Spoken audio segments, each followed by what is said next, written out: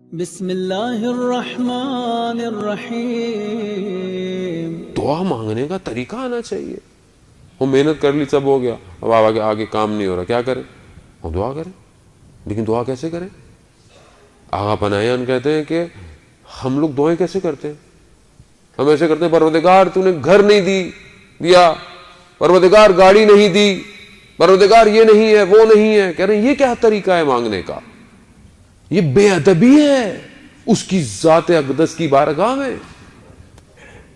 مگر اگر آپ نے مجھ سے کوئی کام کرانا ہو یا میں نے آپ سے کچھ کام کرانا ہو تو میں پہلے کیا کروں گا؟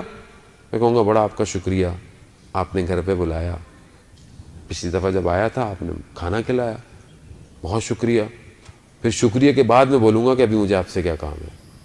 دنیا میں تو میں منہ میرا تھک نہیں رہا اگر کوئی ذرا سی میرا کام کر دے، اور خدا کی بارگاہ میں یہ نہیں ہے، وہ نہیں ہے. پہلے انسان یہ تو کہے پروردگار تیرا شکر گزار ہوں، تو نے سالم بدن دیا، تو نے سالم اولاد دی، تو نے آنکھیں دیکھنے کو دیں، تو نے کان سننے کو دیے. وہ کہتے ہیں یہ لسٹ اتنی لمبی ہے کہ اگر تم کہتے رہے تو زندگی یہیں ختم ہو جائے گی. اتنی لمبی لسٹ ہے، لیکن پھر بھی کچھ تو کہے خدا کو. شکر گزار ہوں تیرا پروردگار، تو نے آج کے دن مجھے اس قابل سمجھا کہ میں تیری بارگاہ میں بیٹھا ہوں. یہ نعمت الہی ہے. خود اس کی بارگاہ میں چلے جانا اس کا کرم ہے کہ کروڑوں میں سے اس نے آپ کو چنا ہوا ہے کہ آؤ میری بارگاہ میں، آؤ بیٹھو، مجھ سے مانگو. پھر اس کے بعد انسان پروردگار، اور وہ بھی عزیزان محترم کیسے مانگے اس سے؟ پروردگار تو جانتا ہے میری ضرورت کیا ہے، مگر یہ بھی تو جانتا ہے کہ میرے لیے فائدہ مند کیا ہے. میں تو علم نہیں رکھتا اپنے لیے، میں تو اس بچے کی طرح ہوں کہ جو آگ میں ہاتھ مار رہا ہوتا ہے. بچے کو آپ بولے نا بیٹا، اس کو کیا پتا، وہ تو جائے گا وہ چولہے کے آگے، اوون کے آگے، وہ تو اپنے الیکٹرک کے سوئچ ہیں وہاں پہ، اس کو کیا پتا. میں وہی بچہ ہوں عزیزان محترم کہ دنیا کی ہر چیز کو جو میرے لیے نقصان دہ ہے مگر میں طلب کر رہا ہوں. یہ خدا ہے جو نہیں چاہتا مجھے برباد کرنا، مجھے بچا دیتا ہے. اور بعض اوقات مجھے کئی عرصے کے بعد وہ حکمت نظر آتی ہے کہ یہ میرا کام کیوں نہیں ہوا تھا.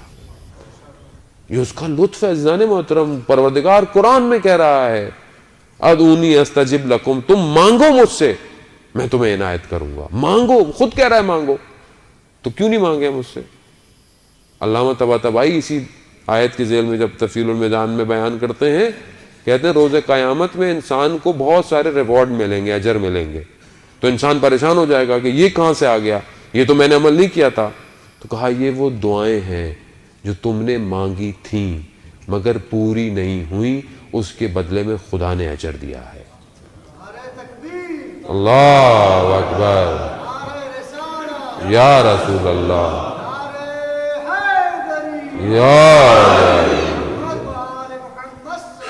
اللہم صلی علی محمد وآل محمد.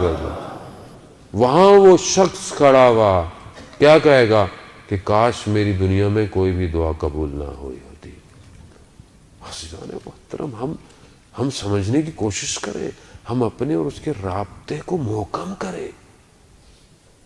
شب جمعہ ہے اس لیے اس رات کو اتنی اہمیت دی گئی ہے کہ دعائیں مانگو. مفاتیح الجنہ کھولیں، آج کی شب کی دعائیں. میں یہ نہیں کہتا کہ آپ بیٹھے ہوئے پیج پلٹتے رہیں، نہیں، تھوڑی سی دعا پڑھیں لیکن اپنی سمجھ کے ساتھ پڑھیں. یہ سمجھیں کہ پڑھ کیا رہا ہوں. یا من ارجو ہو لکل خیر، ماہ رجب کی دعا ہے جو ہر نماز کے بعد، وہاں منو سخط ہو کلا، یعنی انسان کو پتا ہے کہ میری امیدوں کو پورا کرنے والا کون ہے. عزیزان محترم، میرے وجود اور میرے درمیان جو سب سے زیادہ قریب ہے وہ پروردگار ہے. یعنی مجھ سے بھی زیادہ میرے قریب ہے.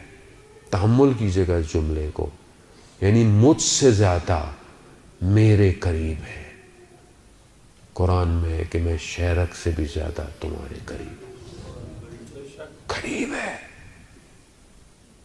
وارثہ کہتے ہیں شیرک وسطا سولی چڑھیا یار جی میں چاہے میں کرتا. شیرک کے قریب بیٹھتا ہے یعنی اتنا قریب ہے میری ہر چیز جانتا ہے, میری خلقت سے پہلے سے میرا علم رکھتا ہے, میری آخرت تک کی منازل کو وہ جانتا ہے, ہر چیز اسی کے پاس ہے. ان اللہ علی کل شیء قدیر. لیکن میں اس کو محسوس تو کروں اپنے وجود سے.